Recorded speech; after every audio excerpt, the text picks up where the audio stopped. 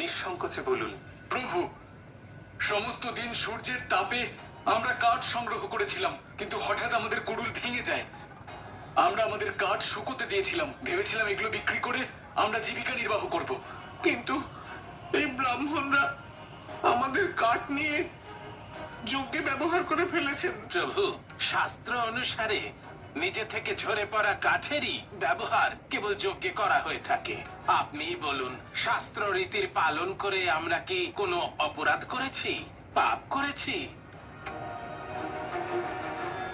এখানে কিষ্কিন্ধার রাজা, আমার সঙ্গে মহারাজ সুগ্রীব উপস্থিত। উনি এই সমস্যার সমাধান করে দিক।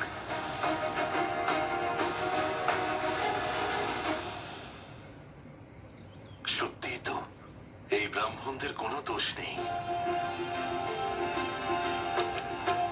না আপনি অসত্য বলছেন, না আপনি কোনো অপরাধ করেছেন, না আমাদের বৈদ্যরাজের কথন ভুল। প্রভু, যদি কেউই ভুল না হয় তাহলে এই কলঙ্ক কেন? এর সমাধান কি প্রভু?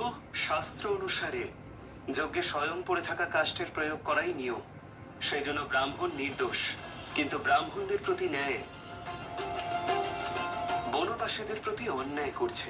আর বনবাসীদের অন্যায় বৈদ্যরাজের অন্যায়ের কারণ।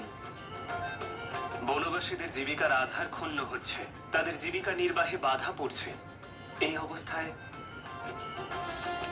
তাদের সাহায্য করার দায়িত্ব কাদের? ভুল বুঝতে পেরেছি প্রভু, এই সমাজের কাজ। যজ্ঞের ফলে প্রাপ্ত সুবিধের মূল্য দেওয়া আমাদের ধর্ম, আর তাই বনবাসীদের নতুন কুড়ুল আমরা দেব। আমরা কর্তব্য পালন করব।